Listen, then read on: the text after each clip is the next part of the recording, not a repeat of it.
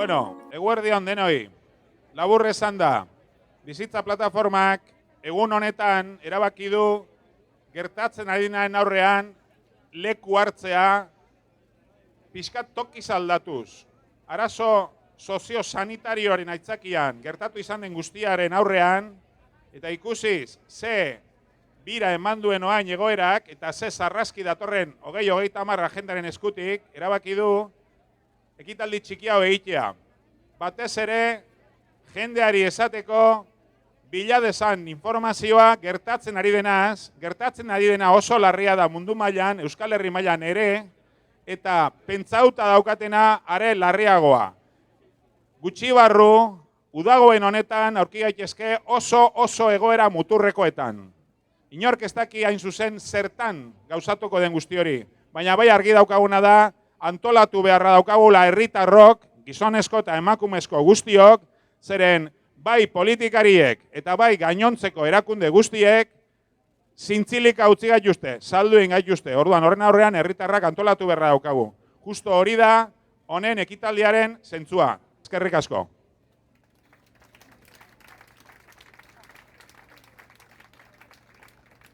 Egun on danoi. Bizitza plataformak euskal gizarteari dei egiten dio gure askatasunaren oinarria diren eskubideak babes ditzagun. 2030 agenda mendebaleko zibilizazioa oinarritik eraldatzeko eta suntsitzeko proiektua besterik ez da. Orain arte izan ditugun oinarrizko eskubideak deusesteko. Hala nola askatasuna, gizarte babesa, hezkuntza edo osasuna. Eta erdigunean dagoena, eskubide ekonomiko guztiak kentzea. Hala nola, soldata duinekin lan egiteko eskubidea, gizarte prestazio eta pentsio nahikoak izateko eskubidea, edo pobreziara bidaliko ez gaituen etxe bizitza bat izateko eskubidea. Mendebaldeko oinarrizko eskubide horiek guztiak utxaltzen ari dira dagoeneko. Alderdiko politiko guztiak, ezkerretiarrak deiturikoak barne, laster onartuko omen dute segurtasun nazionala deitzen dioten legia. Europako batasuneko estatu guztiek adostua eta isiltasunean daukatena. Lege horrek, baimemana emango die orain 2 urte arte ezautzen genituen egitura juridiko, ekonomiko eta sozial guztiak deuseusteko, euren legearen barruan gainera. Eliteen botereak, NATOk edo OTAN, babestuak, gerra Europaren bihotzera eraman du berriro. Eta gerra hori Errusiara eta Txinara luzatzea eta edatzea amesten dute haien desorden berria zalantzan jar dezakeen mundu multipolarra eragozteko. Horren abia puntua 2030 agenda da. COVID-19 tximinoaren bastanga edo 11. aldaera birikoa, krisi klimatikoa edo gerra. Ez dira soilik agenda horren azeleraz gailuak, baizik eta gutako bakoitzaren izaeraren beraren zentroa hausteko funtsezko elementuak dira. Beldurraren bidez, babes gabe egotearen sentimendua inokulatzen da.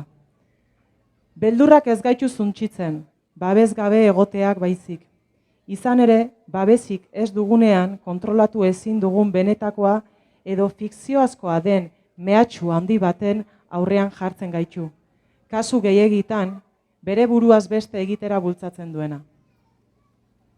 Babes gabe egotearen sentimendua gure erabakitzeko ahalmen guztia, gure eskubide individual eta kolektibo guztiak, babesteko gaituen botere sanitario, militar, teknokratiko edo politikoa bati eramatera bultzatzen gaitu. Segurtasuna, askatasunaren truke da gaur egun haiek guk sinatzea nahi duten kontratua. Horren aurrean, eztabaidak ezertan geratzen dira. Programa politiko handiak ezertan geratzen dira. Beste mundu posible bat zehazten duten diseinu makroekonomikoak ezertan geratzen dira. Izan ere, hori guztia ezkerrekoak omen diren horiek saltzen digute. Aldaketarako baldintzak ematen direnean, gizarte indarren korrelazio berria gertatzen denean. Zai egon gaitezen, betiko. Gaur egun gertaera berri baten aurrean gaude, Dena berehala ari da aldatzen, oraintxe bertan, eta elitetatik diseinatutako helmuga horretarako abiadura beraiek markatzen dute. Guk ez dugu kontrolatzen. Krisi erraldoi bat gerta daiteke eperra laburrean.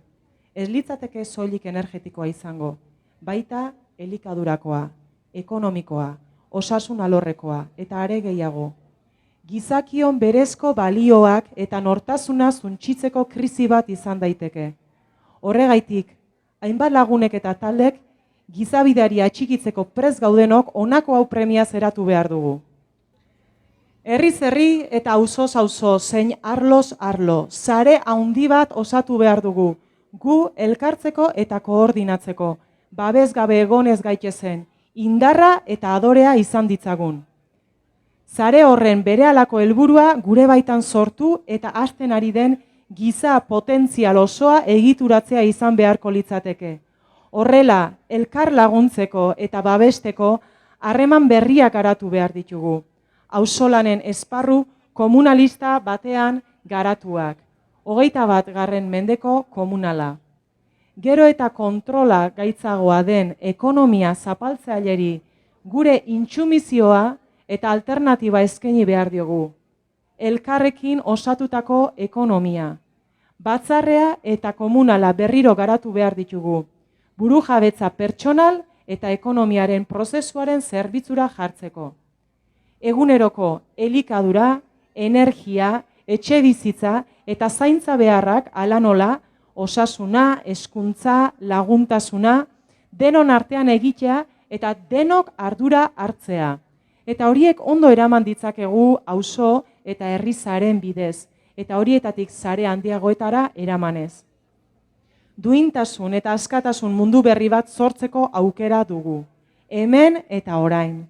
Baliabideak ditugu, milaka pertsonen doai eta gaitasunak, gure egin ditzakegun egitura sozialak eta proiektu horren esku jar ditzazkeen txanpon libre eta sozialak daude. Antolaketa ekonomikoaren arrakasta izan duten esperientziak egon badaude eta denon artean aztertu ditzakegu. Aldaketa egiteko unea oraintxe da eta sentitzen duen orori, indar komunalista sentitzen duen orori, gonbidatzen diogu biharko utopia eraikitzen hastera, orain, hemen, auzo eta herri guztietan. Eta bukatzeko eskatu minutu bateko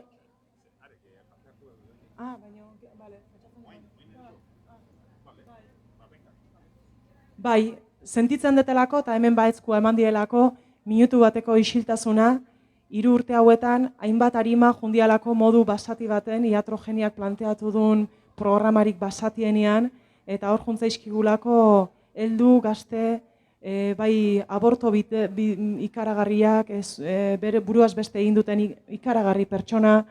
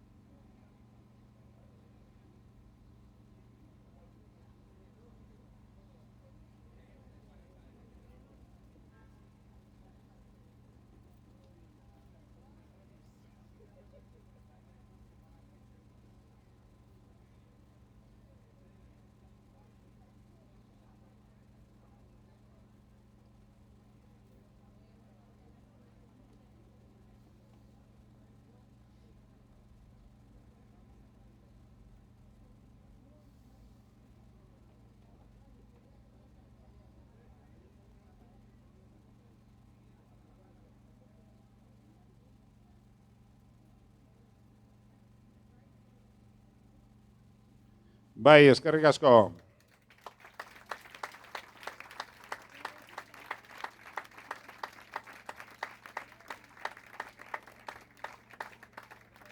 Orain, bizitzaren izenean eta bizitzaren inguruko lantaldei eta ekimenei hautza emanez, bai hezitzaile, bai G bat eta bai beste parte hartzaile batzun hitza. Eskerrik asko.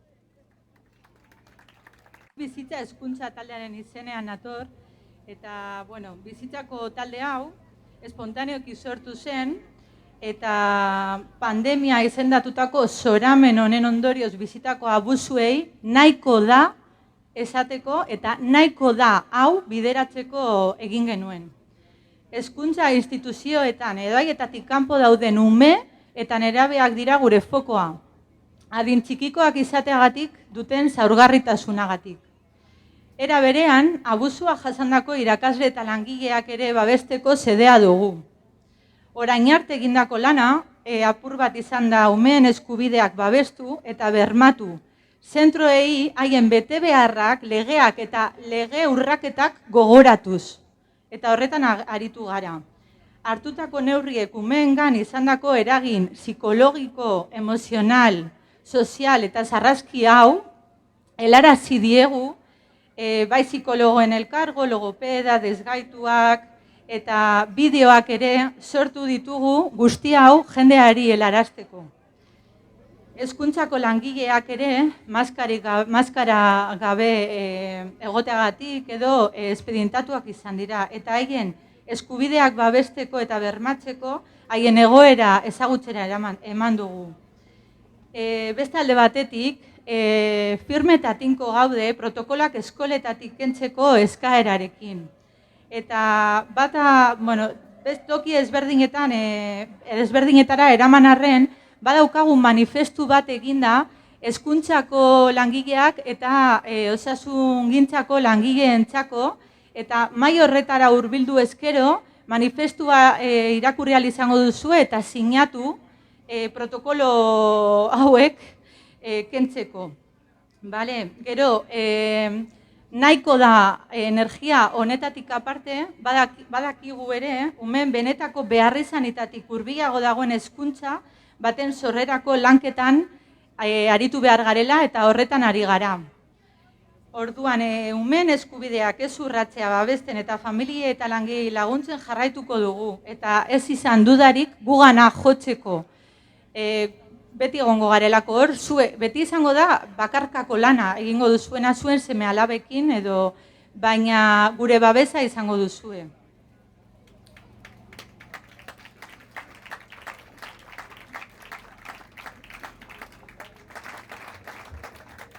Eixo, egunon. Egoera guzti honen aurrian, herrian antolaketa ekonomikoan berreraikitze hori nola planteatu daiteken aurkezten saiatuko gea G-batan inguruan. Behaiek eraikitzen dute guzti hau ekonomia oinarria da, eta ekonomia hori euroan oinarritzen da. Zort txanpon bat edo moneda deuda da adreilu hortan. Txanpon hori eurek sortze dute, eta bestiok eskatu beharra dakagu eta zorpetu itegea. Zorpetze harreman hortan, nolabait ere dominatzen gaituzte eta hor daude harrapatuta zor publikoan bidez gure agintari guztiak ere bai. Herriak txanpon horren ezaugarritakoak dira, zorkuntza zentralizatua dela, moneda deuda dela, eta ikusten dugu momentu honetan ze gertatzen nahi den, ez? Inflazioarekin, rezesioarekin eta guzti horrekin. G-bata tresna bat baino ez da, baina da justu kontrako paradigma bat. Txanpona da diseinatuta txanpon libre bat bezala, eta kontrakoa gertatzen da. Sorkuntza, ekonomia horren erdian persona gaude, sorkuntza persona bakoitzak egiten du kokreazio bidez, eta horrek paradigma aldaketa handi bat ematen du. Eta konfiantza sare badao, azkenian kolektibo bat edo komunidade bat sostengatzen duna saretze hori. Piskat kosta egiten da ulertzia, baina tresna honeaino ulertua dago. Euskal Herritikan ekosinuestrakin sortu nahi dana da haratago jutia.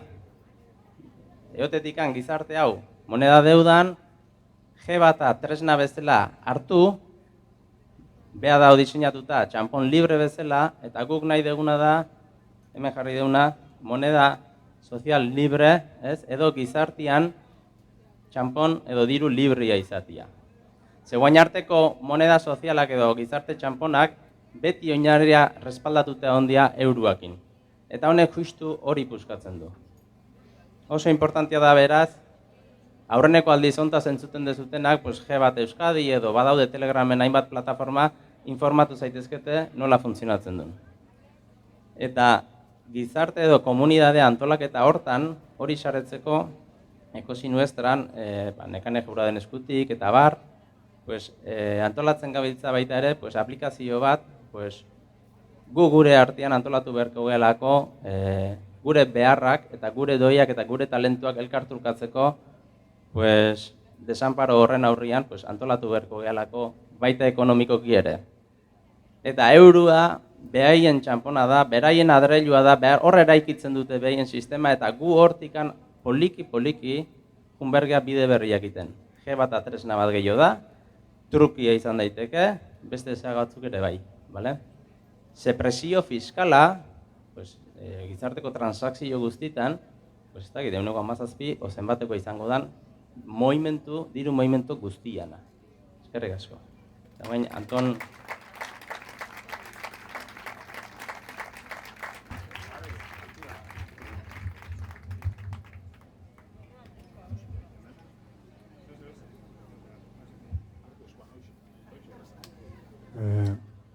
Bueno, ni Aitor naiz, informatikaria, beste gauzatzu gehiago ere.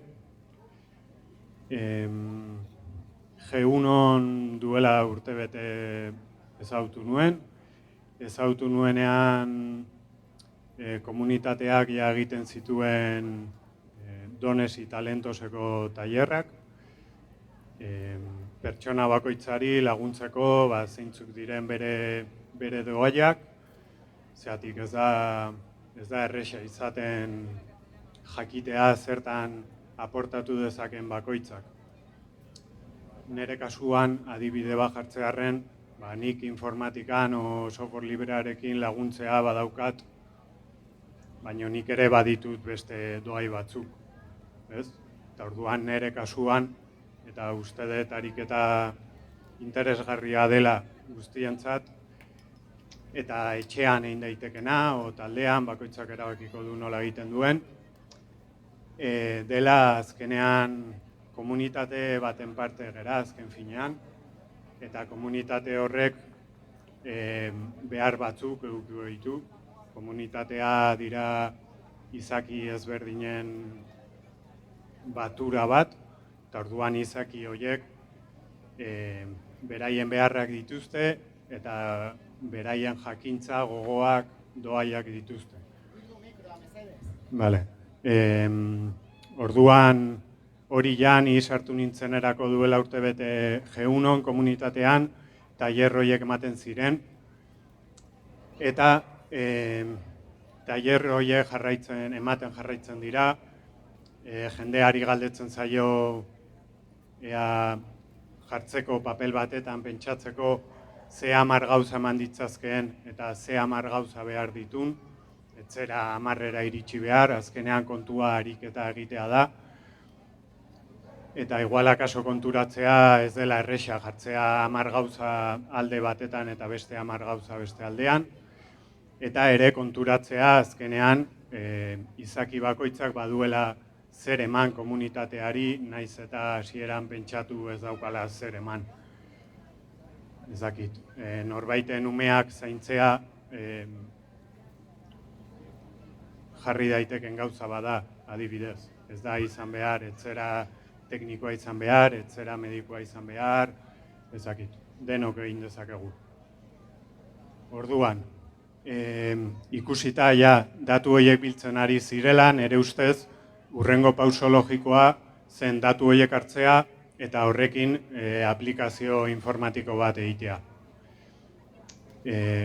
Zeuden jende gehiago antzeko ideia zeukatenak, eta orduan bildu ginen, hasi ginen hizketan, nolaiteko oso zirriborro bat egin genuen, eta nik horrekin junaiz nolaiteko aplikazio bat egiten.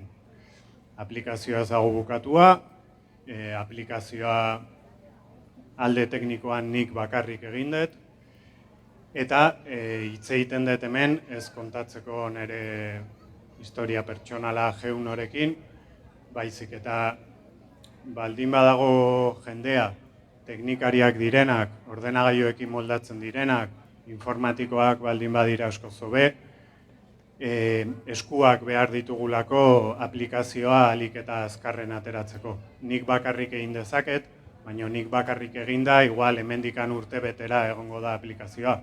Baina esku gehiago baldin baude inguruan, igual lehenago egin dezakegu. Eta hortako nago. Aplikazio bat egiten ari gerala, aplikazio horiek dones y talentosak jartzeko dira, dones eta talentos horiek edozeinek jarri ditzazke, ez zera teknikoa izan behar, ez dituzu ikasketak eduki behar, ez da behar, eta aplikazio bat egiten ari gerala guzti horrekin eta eskuak behar ditugula. Ikusten duena bere burua laguntzeko gai eta pres dagoena, torri adilan ere gana, hauen gana, eta hitz egiten dugu eta goaz egiten. Eskerrik asko. Eskerrik asko, Aitor. Bueno, hau da, martxan dagoen herri baten lagin txiki bat. Gu gara lagin txikia, baina oso importantea. Este es una pequeña muestra de un pueblo que tiene que ponerse en marcha y que ya lo está. Con gente como Aitor, yo no le conocía hasta ahora. Hace falta esa ayuda que él pide y muchas otras, porque no tenemos casi nada, salvo muchas razones para estar aquí, porque es muy importante. Ala da ze, eskerrik asko hemen egun zaten guztioi, ez da inork daukan zer esanik gehiagorik. Uniko, aipatu bi gauza, usurbileri lotutakoa biak. Usurbilen ari dira bi gauza garrantzitsu gertatzen idakidala. Heziketa proiektu txiki bat, en Usurbil están ocurriendo dos cosas importantes, entre otras muchas que seguro que hay, pero dos de las que yo tenga noticia. Un proyecto educativo absolutamente alternativo y a la medida de quienes participan en él. Y, por otra parte, un rescate o una reutilización o puesta en escena de un proyecto agroalimentario de la mano de un estudio rigurosísimo que se hizo respecto a la forma en la que se podría alimentar un municipio del tamaño de Usurbil, no sé si son 6.000 habitantes, seguro que me equivoco, y con un número de hectáreas no muy elevado, se podía, básicamente además centrándose en una dieta predominantemente centrada en el reino vegetal, se podría perfectamente alimentar a ese municipio como Usurbil. De la mano de gente como Gaby, de la mano de gente como, creo que en este caso, no me acuerdo del nombre al que entrevistamos la otra vez. Hay gente aquí que está haciendo cosas que son modélicas y a las que hay que dar voz y hay que apoyar y hay que replicar y mejorar y crecer, porque dependemos de nosotros y nosotras mismas. Geure esku dago, gora gu, gora bizitza zutik, hondamendi planifikatuaren aurrean. Eskerrik asko, agur.